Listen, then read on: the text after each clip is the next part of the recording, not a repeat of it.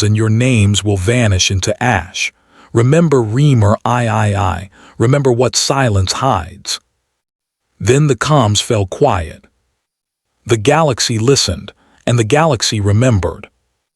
And in every corner, in every council, in every whispered conversation, one truth spread like a shadow. Never provoke Earth again. Because from silence to fire, humanity's retaliation is the last thing you will ever see. The skies over Tarshek burned with human screams. The Dravari armada descended without warning, jagged warships piercing the colony's orbit like serrated blades. The humans of Tarshek, a thriving agricultural settlement on the galaxy's edge, had no weapons capable of defying war fleets. They had soil, seeds, children, and the dream of peace. The Dravari made sure those dreams ended in blood.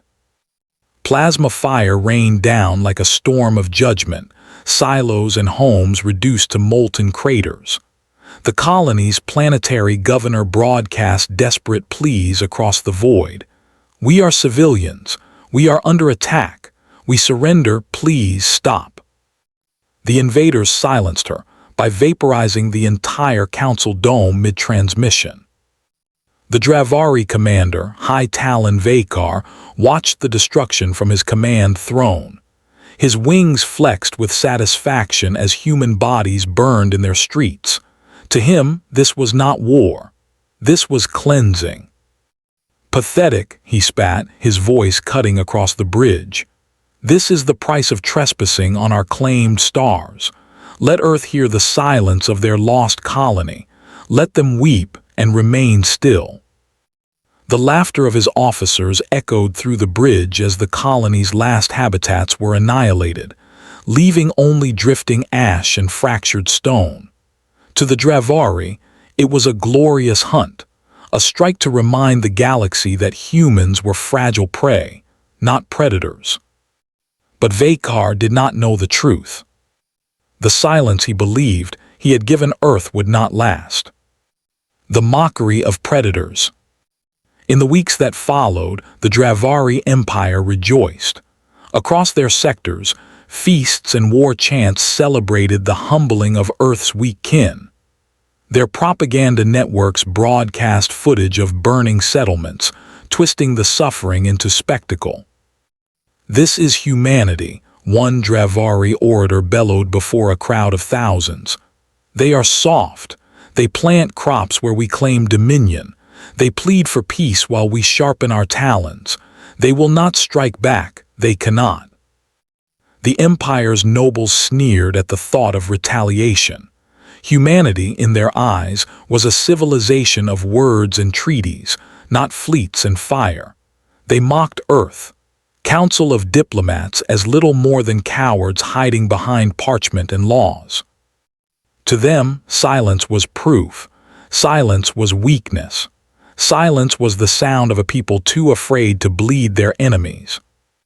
But silence, in truth, was only the gathering of storms. The breaking of silence. It began without fanfare. The galaxy first noticed in whispers, merchant guilds reporting that human trade convoys had vanished from common lanes. Ports spoke of Earth vessels recalled from far sectors. Comms relays reported encrypted transmissions on deep-band frequencies, stretching like a net across the void. Then came the silence. Entire human channels, once filled with chatter and commerce, went dark. The galaxy mistook this for fear. The Dravari called it surrender. But in the deep halls of Earth's command, it was the sharpening of blades. Admiral Kara Solon stood at the heart of Fleet Command, her voice echoing through cold steel halls. "For every life taken on Tarshek, a star will burn red with Dravari blood. Mobilize the Third Armada. Recall the dreadnoughts. Wake the sleepers."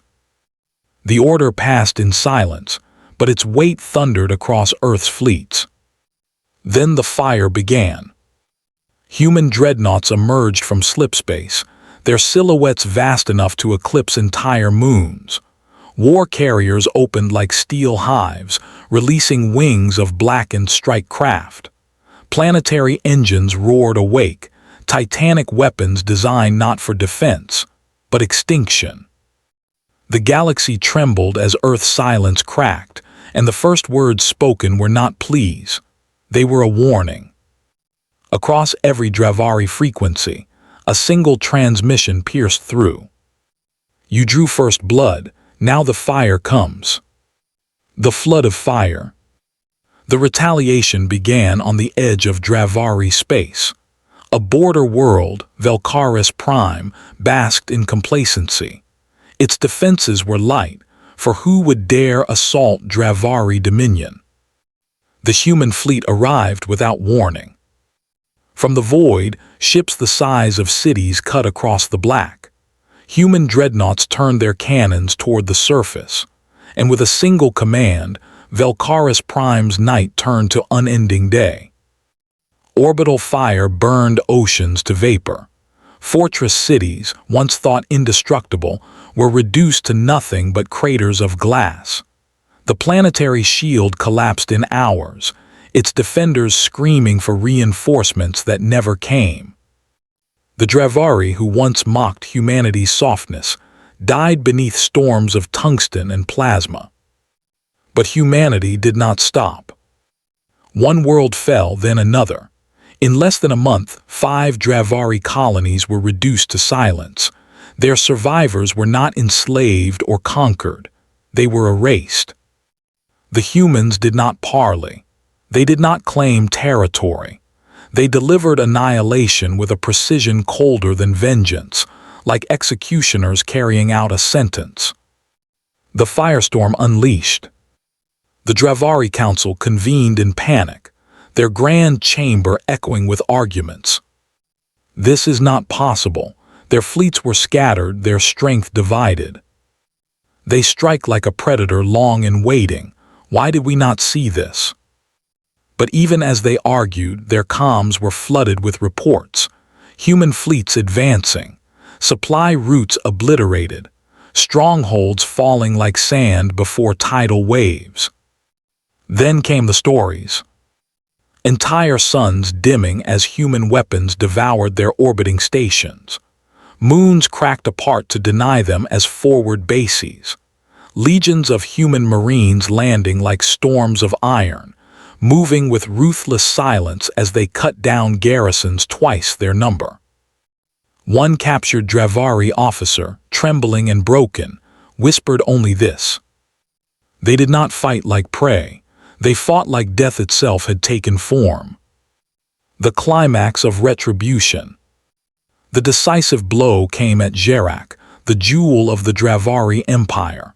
Its defenses were legendary, ringed with fortress stations, guarded by the Empire's greatest fleet. To the Dravari, Gerak was untouchable.